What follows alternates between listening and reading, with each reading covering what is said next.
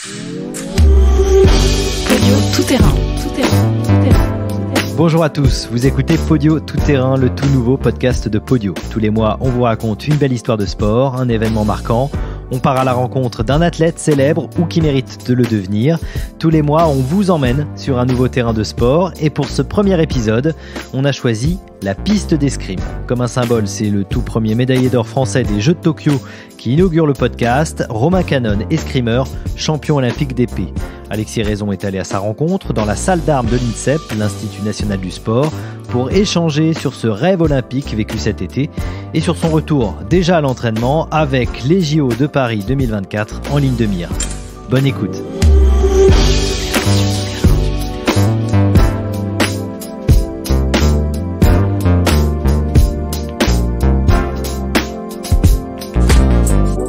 Bonjour Romain Canon. Bonjour.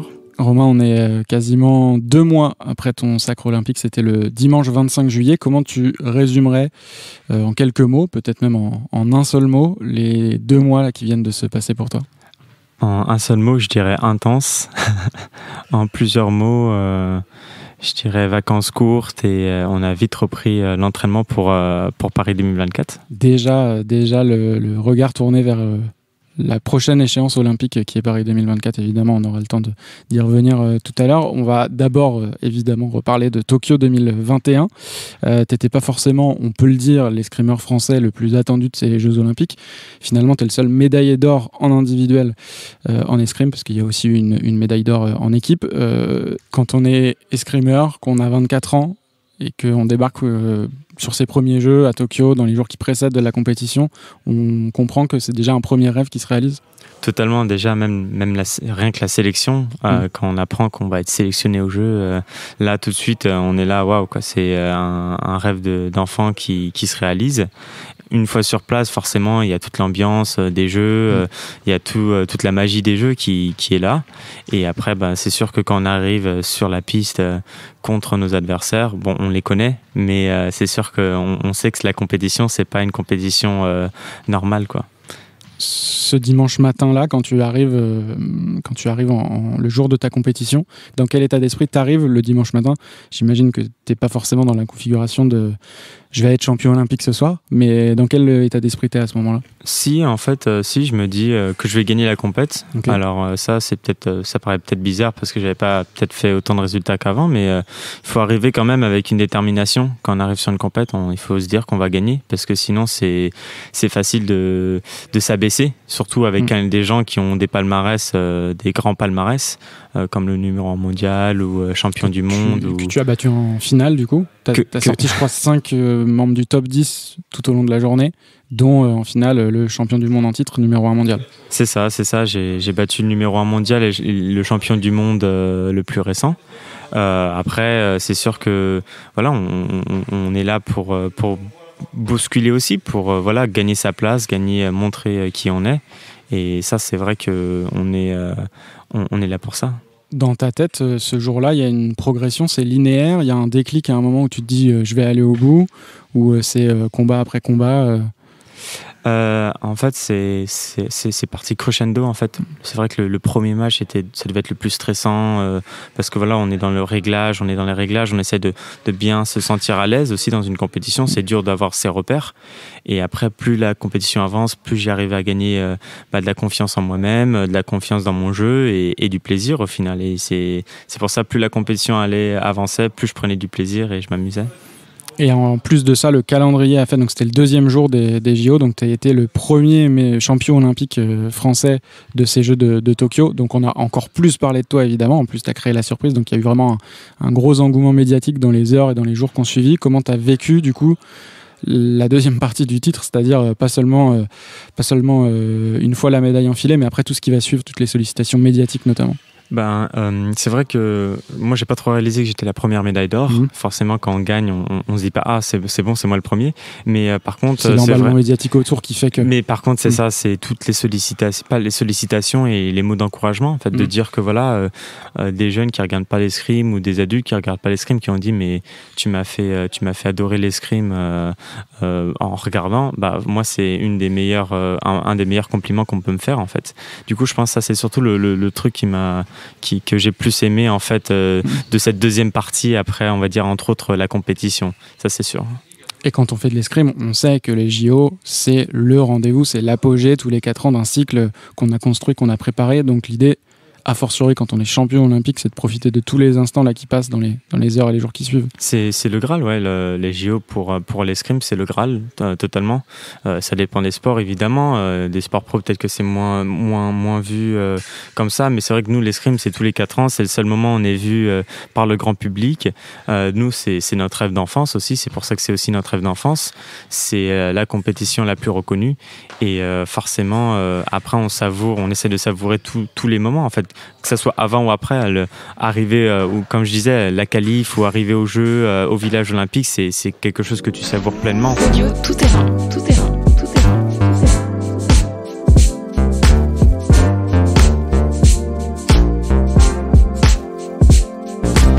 Quand j'étais jeune, je me suis dit, si je suis champion olympique, j'aurais accompli et je pourrais arrêter tranquillement. Mais en fait, quand on vit les jeux, on n'a qu'une envie, c'est d'y retourner, en fait. C'est d'où la magie des jeux, en fait. Combien de temps on reste sur ce petit nuage qui est peut-être encore d'ailleurs, je sais pas. Si, j'y suis toujours. Ça, c'est vrai que récemment, j'ai été quand même invité pour être chevalier pour la Légion d'honneur. C'est vrai que voilà, ça te laisse quand même sur ton petit nuage parce que c'est pas tous les jours qu'on rencontre le président qui te félicite en plus. Donc justement, après ça, après les Jeux, il y a le retour en France. Il y a d'abord la célébration au Trocadéro, la grande fête pour fêter tous les médaillés olympiques. Le retour auprès de tes proches, les vacances. Tu viens de parler de la réception à l'Élysée avec le président Macron. Si on t'avait raconté tout ça au mois de juin, tu l'aurais cru tout ça ? Voilà, là ça, si on m'avait dit ça, j'aurais peut-être pas autant cru. Là, je me serais dit, bon, ok, allez où la farce La fête au Trocadéro, qu'est-ce qui s'est passé ? Qu'est-ce que tu as ressenti ? C'est peut-être là aussi que tu as réalisé, parce que c'était lointain, Tokyo, il y avait le décalage horaire, en plus il y avait les conditions Covid qui étaient très particulières. Donc l'engouement, tu l'as peut-être reçu à ce moment-là ?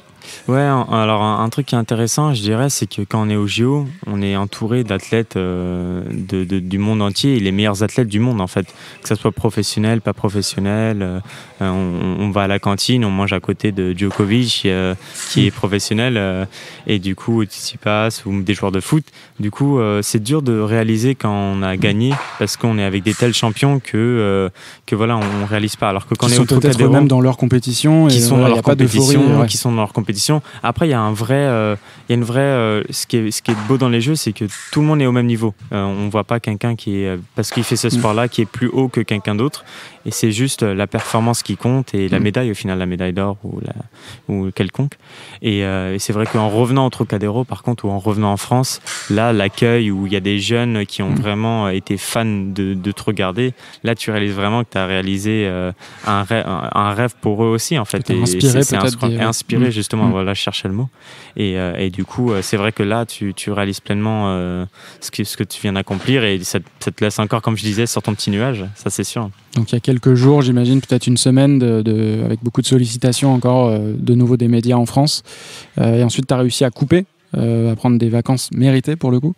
Oui, alors j'ai coupé, je suis parti à la montagne, j'ai posé le téléphone et je suis parti faire des randos et des via ferrata pour justement... des vacances sportives voilà, des vacances sportives parce que je savais que le retour allait être vite et intense. Du coup, je me suis dit, on prend un bol d'air frais, ça va me faire du bien. Mais c'est vrai que les sollicitations, ça rend un petit côté un peu plus intense de la journée parce qu'au lieu de récupérer, on va dire, entre 2 entraînements ou avec l'école, t'as ça un peu ce qui s'ajoute. Alors, il faut gérer ça, c'est un rythme à avoir en plus. Alors, ce qui me surprend quand même un peu, c'est que tu termines un cycle de 4 ans où tu as tout préparé pour les Jeux, tu es champion olympique, tu as atteint, c'est l'accomplissement total pour toi, mais tu parles déjà, tu fais des vacances sportives et tu parles déjà de revenir à l'entraînement et on n'est même pas 2 mois après et on est ici à l'INSEP, tu es déjà de retour à l'entraînement. Il n'y a pas de sas où on se dit, bon allez, là j'ai un peu de temps devant moi, je profite, je savoure. Non, t'es déjà reparti. Comme vous pouvez entendre les bruits de sabre et d'épée, forcément tout le monde a repris. Alors voilà, c'est compliqué d'arrêter longtemps. C'est pas parce qu'on est champion olympique. C'est pas parce qu'on est champion. On peut avoir un passe-droit si on le veut, j'imagine, mais je pense que c'est pas dans l'intérêt du sport en fait ou du sport du haut niveau. Le sport du haut niveau, on est tout le temps dans la perfection et dans l'amélioration. Après, moi, c'est vrai que je me suis dit. quand j'étais jeune, je me suis dit, si je suis champion olympique, j'aurais accompli et je pourrais arrêter tranquillement. Mais en fait, quand on vit les Jeux, on n'a qu'une envie, c'est d'y retourner, en fait. C'est d'où la magie des Jeux, en fait. Pour ça qu'il y en a, ils n'arrivent jamais à arrêter et c'est à cause d'une blessure, on leur dit d'arrêter qu'ils arrêtent au final. Mais c'est ça, quoi. Ça, surtout, pourquoi moi je suis prêt à revenir et à m'y remettre à fond. Et en plus, les prochains Jeux auront une saveur encore plus particulière parce que ce sera les Jeux de Paris. Donc ça veut dire que là, déjà, comme plein d'autres athlètes ici à l'INSEP et partout en France, c'est déjà un peu ton obsession Paris 2024 ? Obsession, oui et non, dans le sens où d'abord il y a une saison à venir. Moi l'obsession ça va être de faire mon jeu plus mature, de gagner des outils encore pour me rendre encore plus fort. Ça c'est une obsession au quotidien. Après les Jeux c'est un objectif, c'est pas un rêve mais c'est un objectif. Mais je sais qu'il y a beaucoup de choses à mettre en place avant de pouvoir. C'est une qualif aussi à aller chercher aussi. Et comme je disais, rien qu'à être qualifié, c'est c'est vraiment un bel accomplissement de base en fait. Est-ce que sportivement, tu considères que tu as appris des choses là sur ces JO et est-ce que tu penses aussi, est-ce que tu ressens peut-être déjà que tu vas être pris encore un peu plus au sérieux qu'auparavant? Évidemment, là, tu créeras plus la surprise. Tu seras attendu, tu seras le champion olympique en titre. Oui, forcément. J'ai appris énormément, ça c'est sûr. En une compète, c'est fou en fait ce qu'on peut apprendre sur soi, sur la gestion du stress, la gestion d'une compétition, la gestion des autres, des adversaires, parce que c'est des adversaires quand même qui étaient, comme tu dis, le top mondial. Alors, c'est bien de ne pas les prendre de les prendre pour qui ils sont, mais aussi croire en ses capacités et du coup ça m'a beaucoup appris et l'objectif maintenant c'est techniquement encore s'améliorer même si j'ai une bonne technique et de ce point de vue là surtout. Podio tout terrain. Il y avait des journalistes qui me disaient est-ce que c'était bizarre ou différent quand il n'y avait pas de supporters dans les gradins? Au final, j'ai envie de leur dire que nous, souvent en Coupe du Monde, il n'y a pas de supporters, alors ça ne changeait pas grand-chose.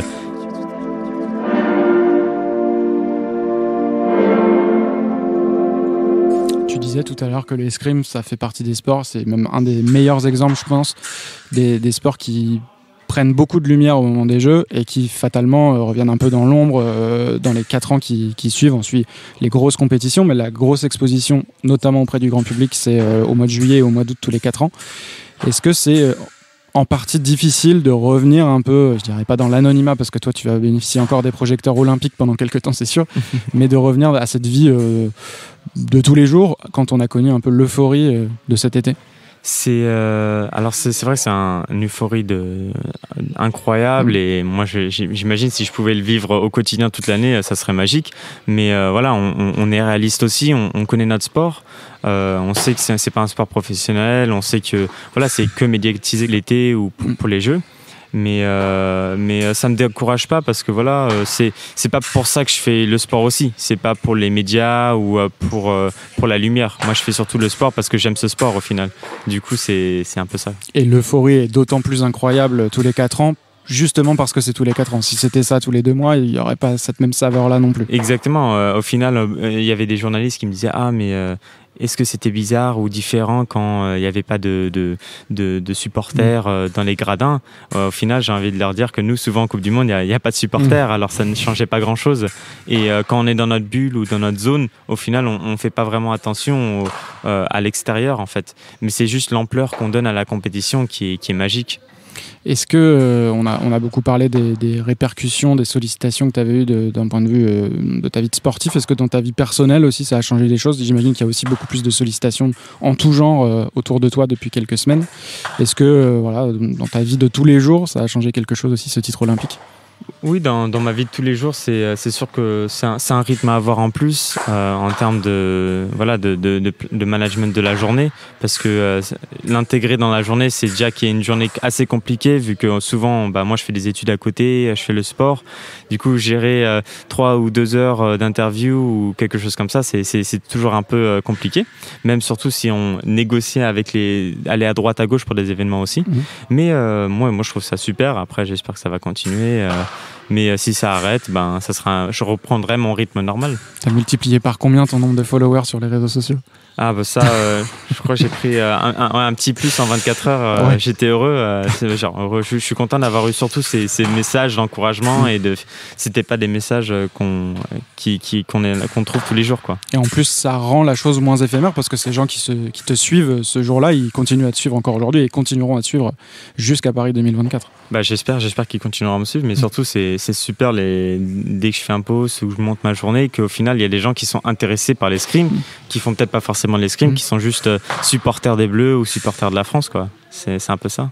Pour finir, qu'est-ce qu'on doit souhaiter à Romain Canon, déjà champion olympique en 2021?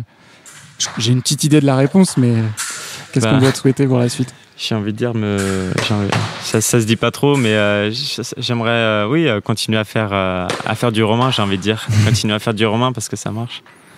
Vivement 2024 alors. Voilà, yes. Merci beaucoup Romain Canon d'avoir accepté l'invitation de Podio pour ce premier épisode de Podio Tout Terrain. Merci.